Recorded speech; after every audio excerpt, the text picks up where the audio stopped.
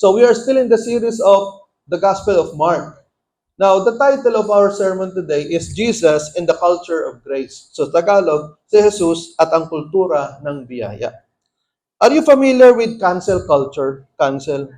Now, what is a culture? So ito sa English, no? Ni-research ko to. Culture refers to the set of shared beliefs. Basahin nga natin malilinaw ang mata.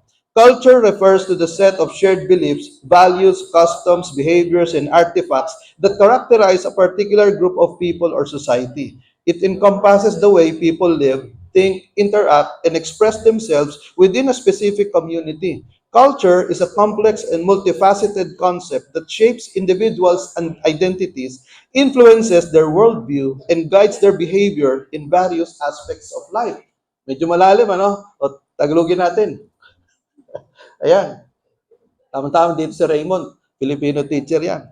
Okay, 1, 2, 3. Ang kultura ay tumutukoy sa isang pangkat ng mga pinagsasaluhan na paniniwala, halaga, kaugalian, ugali, at mga kagamitan na nagbibigay karakterisa sa isang partikular na grupo ng tao o lipunan.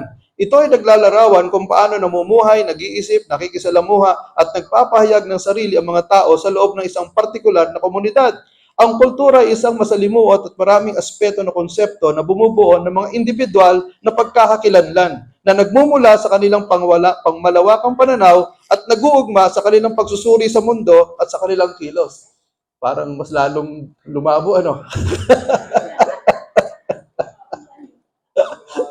Okay.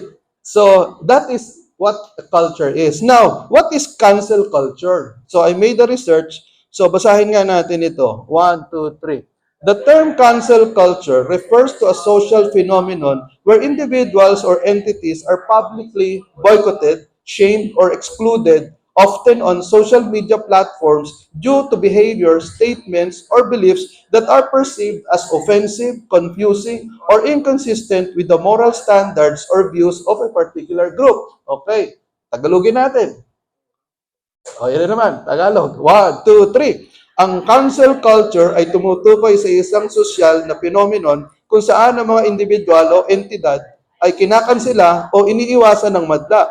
Kadalasang sa mga plataforma ng social media dahil sa mga kilos, pahayag o paniniwala na itinuturing na nakakasakit, nakakalito o di nakakatugma sa mga pamantayang moral o pananaw ng isang grupo. Okay, o malinaw na.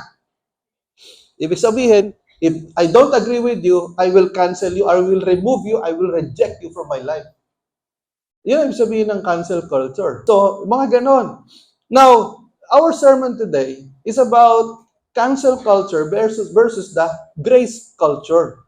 So, si Jesus, mga kapatid, kung binasa natin, so nakita natin doon sa binasa natin na si Jesus ay nakikikain doon sa mga makasalanan. Okay? So, at ang sabi doon sa verse 13 and 14 in English, once again, Jesus went out beside the lake. A large crowd came to him and he began to teach them. As he walked along, he saw Levi, son of Alphaeus, sitting at the tax collector's booth. Follow me, Jesus told him, and Levi got up and followed him. So, si Jesus, he broke the cancel culture during his time. Kasi, yung mga Pharisees, saka yung mga religious leaders during the time of the Bible in the New Testament, they reject the sinners. They reject yung mga makasalanan. They reject yung mga temple, yung mga tax collectors. Kasi yung mga tax collectors during those times, sila yung mga pinaka-corrupt na tao. Sabihin, pag tax collector ka, ibig sabihin, yung tax na ibabayad ng isang tao, halimbawa 100 pesos, gagawin mo, dodoblehin mo, 200, 300. Kasi mapupunta sa bulsa mo yun. Kaya yung mga tao, pagka galit na galit sila sa mga tax collectors, naunawaan po ninyo. Ito pong si Jesus, he broke the cancel culture because he called Levi na isang tax collector. Maaring dito po sa Jerusalem, ang pinaka-head ng tax collector, itong si Levi. Ang sabi ng Panginoon, Levi, follow me. So Jesus called a sinner a corrupt tax collector named Levi. And Levi responded immediately to the call of Jesus. So yung sabi daw dito, according to Bible scholars, yung follow me dito, it's not a request, but a command from Jesus. Kumbaga, inutusan nitong si Jesus, itong si Levi, sumunod ka sa akin. Hindi sinabi ni Jesus na, gusto mo bang sumunod sa akin? Hindi. He was commanded. At maganda yung response ni Levi. Ang response ni Levi, he immediately followed the Lord Jesus Christ. Okay. Now, ano ba yung characteristics ni Levi na isang tax collector? Una, he is lost because of sin. Isang taong naliligaw dahil sa kasalanan. Pangalawa, he embroiled by corruption in the society. Embroiled means, napapalibutan ng korupsyon sa lipunan. Kasi nga, yung pagiging tax collector, talagang mga corrupt nga sila eh. So, kaya napapalibutan ng corruption itong si Levi. Pangatlo, he's a victim of money, lust for money, and materialism. So, syempre, marami kang pera, parang the more you get, the more corrupt you become. Parang ganun ang nangyari dito kay Levi.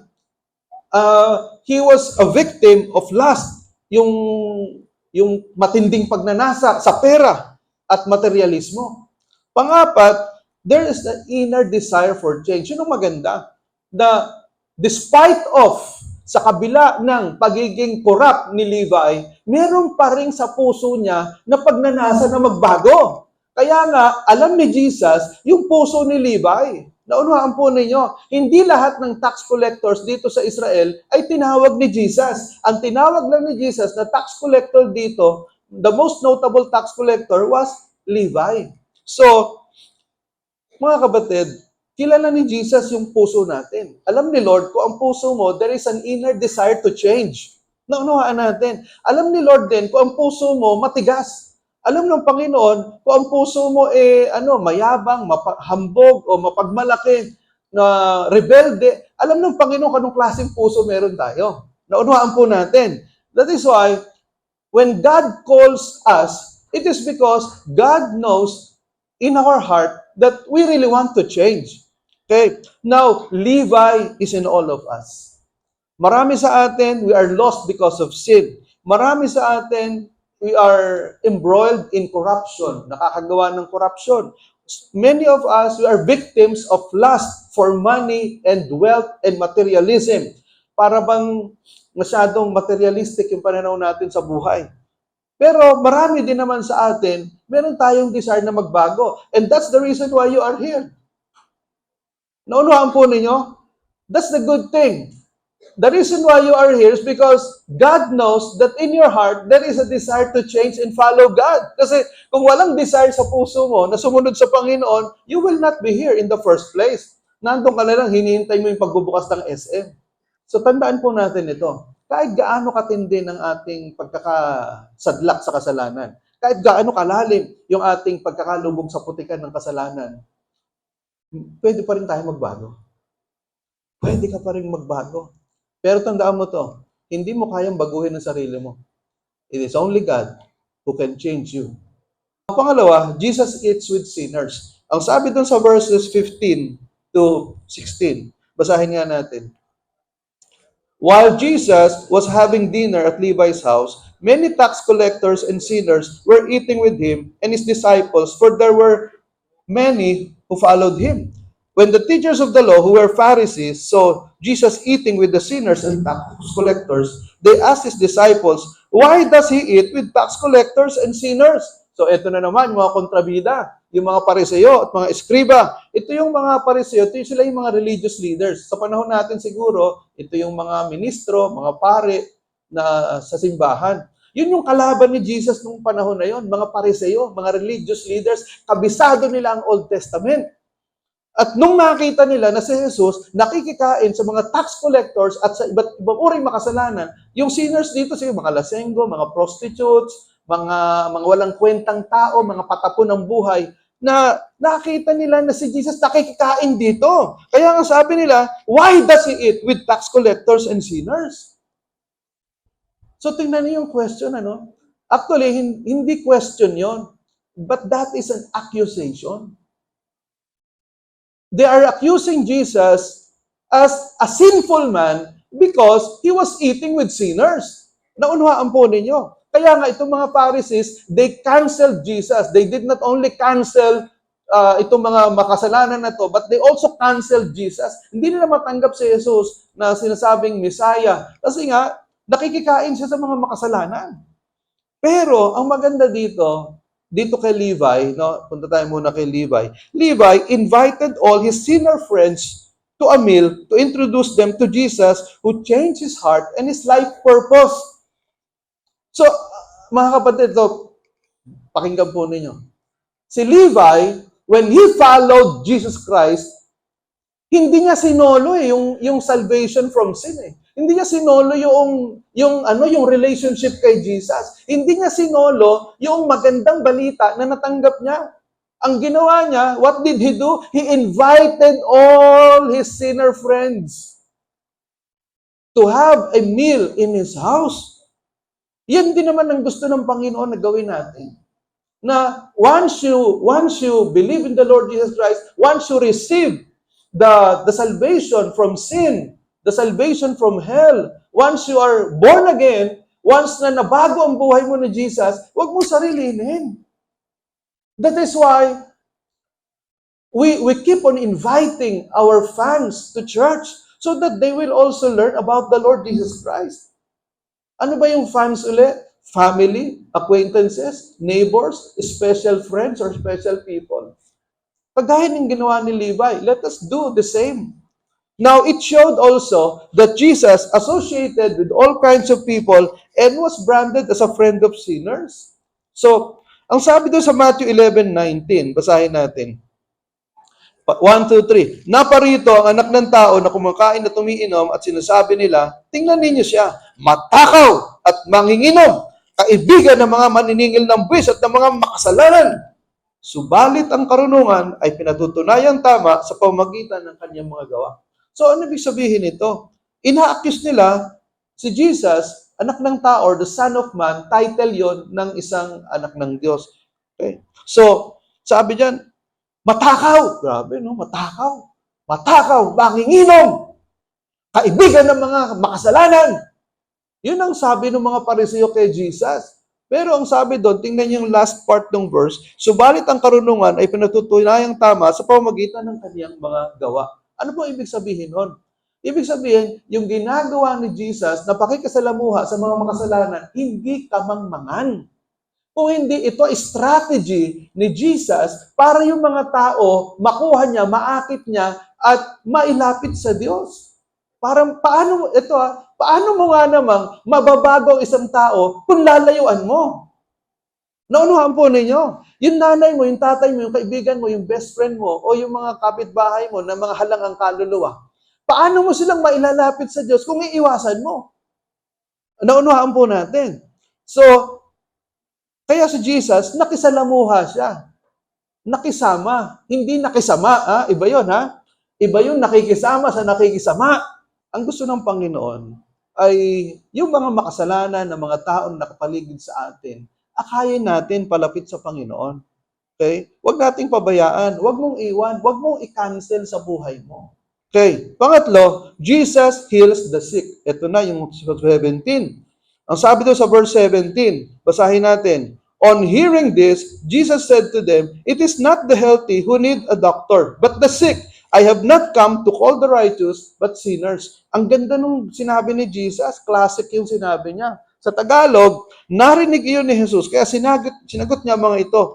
Ang mga taong walang sakit ay hindi nangangailangan ng doktor, kundi ang mga may sakit. Naparito ako upang hindi upang tawagin ang mga taong matuwid sa kanilang sariling paningin, kung hindi ang mga makasalanan. Tingnan po ninyo, ang ganda nung sinabi ni Jesus.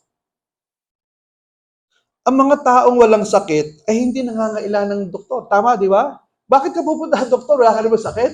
Kaya sinasabi ni Jesus, naparito ako, hindi para tawagin yung mga taong matuwid sa kanilang sariling paningin. Ang sa English niyan, self-righteous. Ibig sabihin ng self-righteous, yung bang tipong, hindi ako kasing sama nitong mga to. Hindi ako mamamatay tao. Hindi ako corrupt. Ito mga taong ito, mga makasalanan ito. Hindi ako kagaya nila. So, si Jesus, ayaw niya yung mga taong self-righteous. Yung bang matutuwid sa kanilang sariling paningin. Ang gusto ng Panginoon, yung mga taong marunong umamin sa kanilang kasalanan, kagaya ni Levi. Naunawaan po natin. Kasi hindi tayo mababago kung hindi natin inaamin yung ating mga kasalanan sa Diyos. Kung hindi tayo marunong umamin. Kaya sabi ni Jesus, naparito ako yung spiritual doctor, ako yung great physician, ako yung manggagamot, hindi lang sa physical na sakit, kundi sa spiritual na karamdaman. Naunawaan po ninyo. And every person is spiritually sick. Lahat ng mga tao, meron tayong mga karamdaman na spiritual. At yun ang purpose ni Jesus kung bakit siya nagkatawang tao. Iniwan ng langit, iniwan yung pagka-Diyos niya doon sa langit at nagkatawang tao para pagalingin ang mga spiritual na sakit ng mga tao. Naunawaan po ninyo.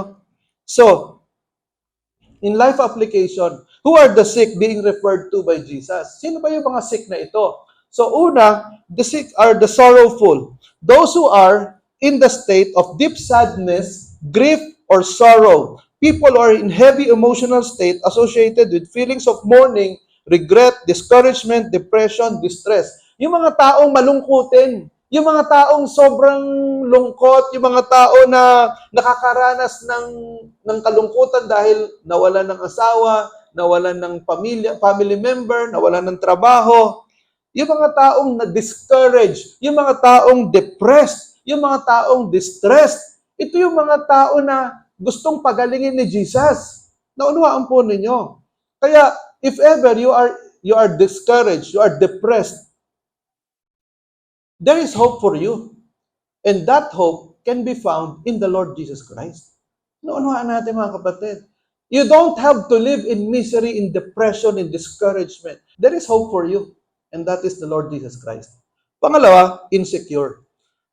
Marked by self-doubt or a lack of confidence, indicating vulnerability. These are the introverts, no self-confidence, tortured by a very poor self-image or self-esteem, that they don't believe that they can handle a responsibility well, that they think that they are doomed to fail all the time. Ano ibig sabihin po nito, yung mga taong insecure? Ito yung mga taong walang self-esteem, walang confidence sa sarili. Yung ba mga taong kailangan talaga ng lahat kailangan may mga kaibigan na tutulong sa kanya lagi. Yung mga taong walang tiwala sa sarili. Ito yung mga taong ang feeling nila, they are born to fail. At yun yung mga taong gustong gamutin ng Panginoon. Naunawaan po ninyo, naniniwala kayo may mga taong ganito?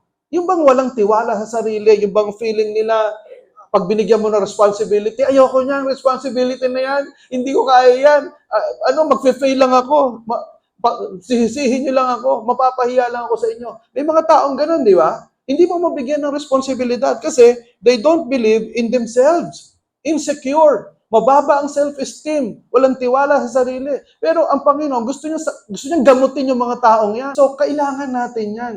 Kasi kung wala kang self-confidence na galing sa Panginoon, you will fail all the time. Kasi ang feeling mo, walang mangyayari sa ginagawa mo eh. Hindi mo kayang maitawid yung dala-dala mo. But if you are with the Lord, if you know that Jesus is in you, kasama mo si Lord. Naunawaan po natin.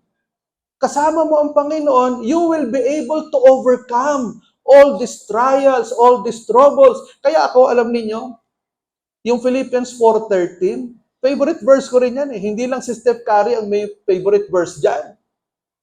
Kung hindi, yung Philippians 4:13, madalas yung marinig sa akin yan, I can do all things through Christ who strengthens me. Magagawa ko lahat ng mga bagay sa tulong ni Kristo na nasa akin. Anong konteksto niyan? Ang konteksto niyan is trials, troubles, and disappointments, discouragements. Ang ibig sabihin niyan, I can do all things, I can bear all things, I can overcome all things because of Christ who is in me. Philippians chapter 4, verse 13. Naunawaan po natin. Pangatlo, the people who are cheated. People who experience a sense of betrayal, dishonesty, or violation of trust. These are the people who are hurt, confused, bitter, angry, and vengeful. May mga taong naloko na eh, di ba? Meron bang naloko na sa inyo dito? Yung bang nagtiwala ka pero imbis na tulungan ka, sinalbahe ka pa. Meron mga tao na binetray, iniwanan ng mga boyfriend, ng girlfriend, ng asawa. May mga tao na tinalikuran ng mga taong inaasahan niya. O may mga halimbawa, nag-invest ka ng pera mo, retirement pay mo. Hindi mo alam, scam pala. These people are cheated. Itong mga taong ito, they are hurting. They are bitter, angry, vengeful. Yun ang mga taong gustong gamutin ni Jesus. Naunawaan po natin. Why? Listen to this. If you feel you are cheated by the people around you, pag nasa Panginoon ka, God will replace, God will return whatever you have lost. Kung ano yung nawala sa'yo, sabihin natin, nawalan ka ng pera, nawalan ka ng asawa, nawalan ka ng mga kaibigan, darating ang panahon na ang Panginoon, i-replace yung mga taong yan eh. Naunawaan po natin. So, that's why gusto ng Panginoon na magtiwala tayo sa Kanya. If you feel you are cheated, you find your confidence, you find your redemption in the Lord Jesus Christ. Kasi nothing is impossible to God. Kaya niyang ibalik sa'yo yung mga nawala. Maaring hindi mismo yung taong yun ang ibabalik sa'yo. Maaring ibang tao, yung mga kaibigan mo, hindi na babalik yan, pero papalitan ni Lord ng mga bagong kaibigan yan. Maaring nawalan ka ng pera, pero sa ibang paraan, the Lord is able to return the money that you have lost. Naunawaan natin mga kapatid. That's why gustong gamutin ni Lord yung mga taong ganyan. Pang-apat, knocking. People who are knocking, symbolizing the act of seeking, knocking on the door of spiritual understanding, expressing a desire for entry into a deeper connection, those who are convicted of their sins and in need of someone to guide them. These are people that are sinners and asking God for a second chance at life to get out of a sinful lifestyle. Ano ibig sabihin dito? Ito yung mga taong kumakatok sa pinto ng langit. Kagaya ni Levi. Ito yung mga taong naghahanap sa Panginoon. Ito yung mga tao na gusto nang makaranas ng pagbabago sa buhay. Ito yung mga tao na umaasa na somewhere out there, pwede pa silang magbago. Naunawaan po ninyo, naniniwala ako na mayroong mga tao na makasalanan ngayon, na nabubuhay sa kasalanan, pero kapag nag-iisa na yan,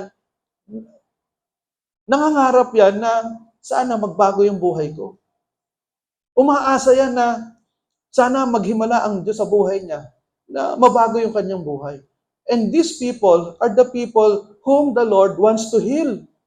Naunawaan po ninyo. Kaya nga, si Levi, alam ng Panginoon yung puso ni Levi na sa kabila ng pagiging corrupt ni Levi, na bilang tax collector, alam ng Panginoon na doon sa loob kaibuturan ng puso ni Levi, gusto niya magbago. Kaya nung sinabi ni Jesus, Levi, follow me. Hindi na nag-atubili. Ang sabi doon sa verse, immediately, Levi followed the Lord. Naunawaan natin mga kapatid. Okay? So, again, who are the sick being referred to by Jesus?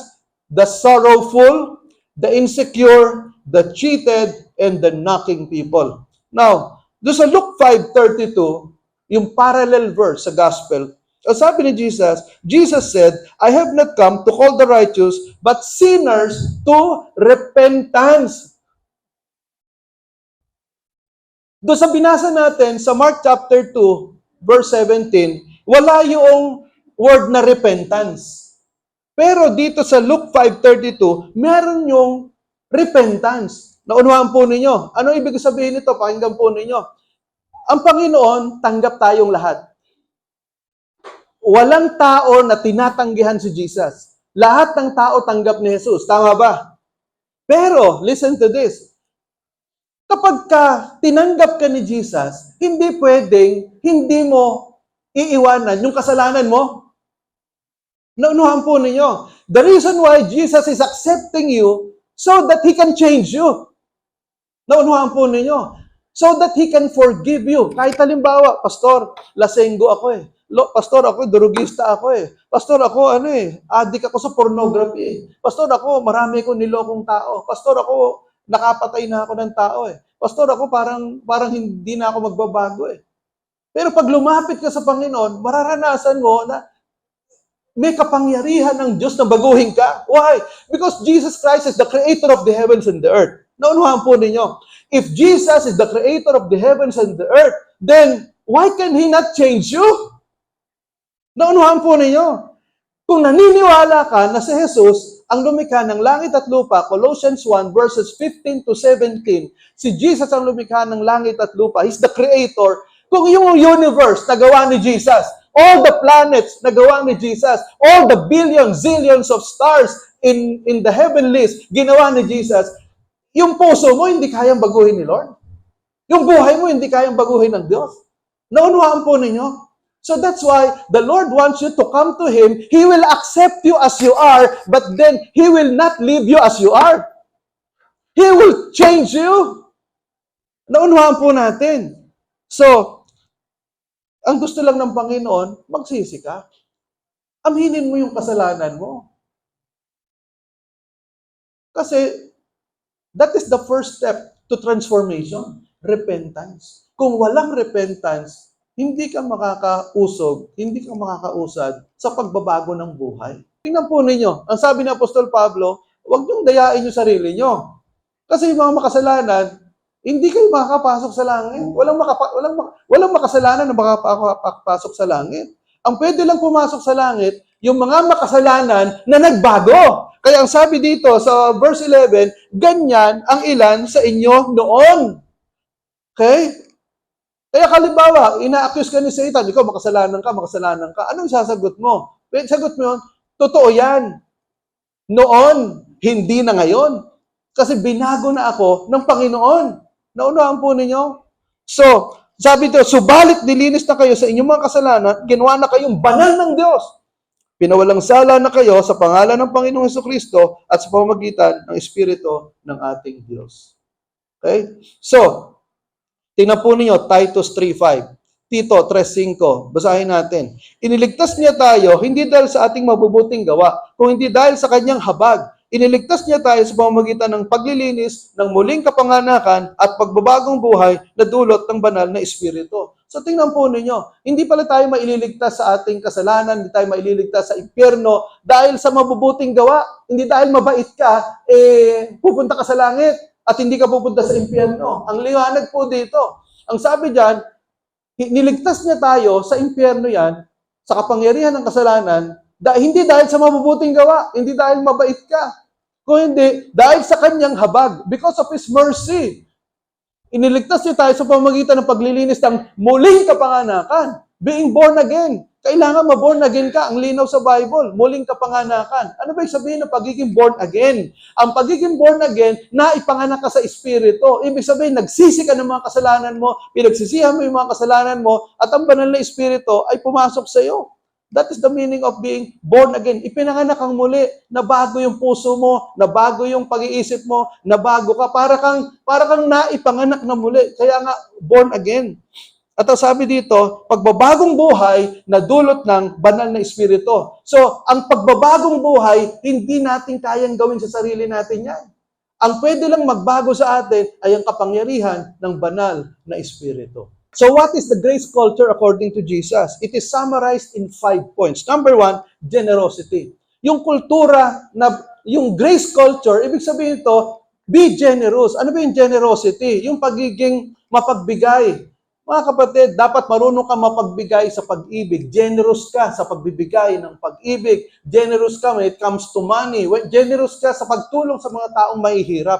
As much as you are able. There must be generosity in you. Hindi pwedeng makunat ka. Lalo na yung pagbibigay sa gawain ng Panginoon. Pagbibigay sa simbahan.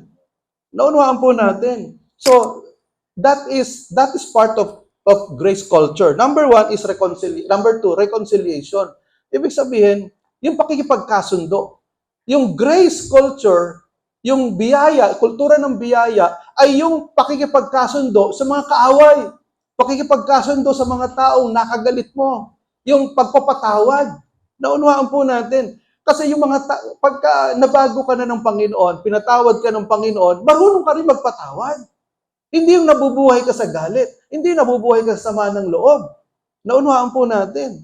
Pangatlo is acceptance. Ibig sabihin na acceptance, you accept people as they are. You do not cancel them. Okay? You accept them and then lead them to the Lord. Naunawaan po ninyo, accept people as they are and then lead them to the Lord. Pang-apat is compassion. Yung kahabagan. Dapat marunong ka mahabag sa mga tao. Marunong ka mahabag sa mga nangangailangan. Naunawaan po natin, dapat meron kang matinding kahabagan sa mga taong nabubuhay sa kasalanan. That is why we keep on inviting our friends to church so that they will know the Jesus that we have in our hearts. Yung Jesus na nagbago sa buhay natin. And then, panglima, empowerment. Grace culture is empowering people who are victims of sin and wickedness. We are empowering them to live a new life. In fact, we are giving them a second chance at life. Kasi alam nyo, maraming tao talaga. Maraming tao nabubuhay ng puno ng kalungkutan, puno ng kabiguan, puno ng kasipayuan, at hindi lang nagpapahalata yan, hindi lang nagpaparamdam yan, hindi lang nila pinapakita na ganun, pero deep inside, umiiyak yan. And these people are the people that Jesus wants to heal.